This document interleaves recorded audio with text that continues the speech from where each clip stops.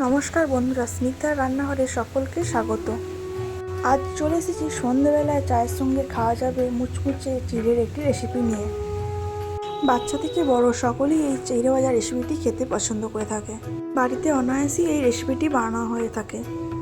চলুন তাহলে আজকে এই সহজ চিড়ে ভাজা রেসিপিটি শেয়ার করি।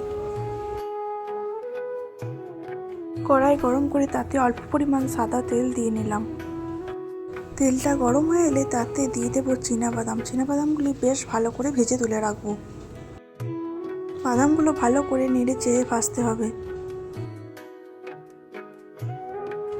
বাদামগুলি ভাজা হয়ে গেলে তাড়াতাড়ি তুলে রাখতে হবে, যাতে দেখতে হবে পুড়ে না যায়, কারণ বাদাম যদি পুড়ে যায় তাহলে তেতো ভাব চলে আসবে। তাই ওই তেলেই আমি কারি পাতাটি ভেজে তুলে রাখবো।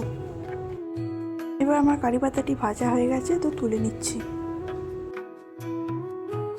পরে আরও একটু সামান্য তেল অ্যাড করে নিয়েছি, তাতে দিয়ে দেবো জিরেটা হয়ে গেলে তাতে দিয়ে দেবো চিড়েটা আমি আগে থাকতে ভালো করে চেলে রেখেছিলাম। আমি 5 কাপ মতো চিড়ে অ্যাড করেছি এতে। এবার চিড়েটি 10 থেকে 15 মিনিট মতো ভালো করে অনেকক্ষণ ধরে ভাজতে থাকবো। ওভেনটি মিডিয়াম টু লোতে রেখে ভালো করে নেড়ে চেড়ে ভাজতে হবে।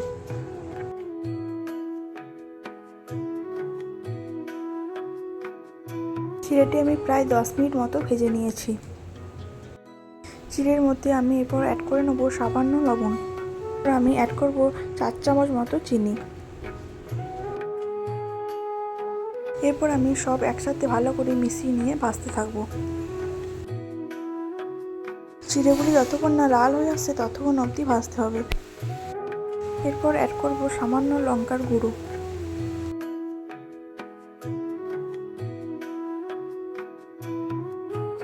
আর অ্যাড করবো আগে থাকতে ভেজে রাখা সেই কারি পাতাটি।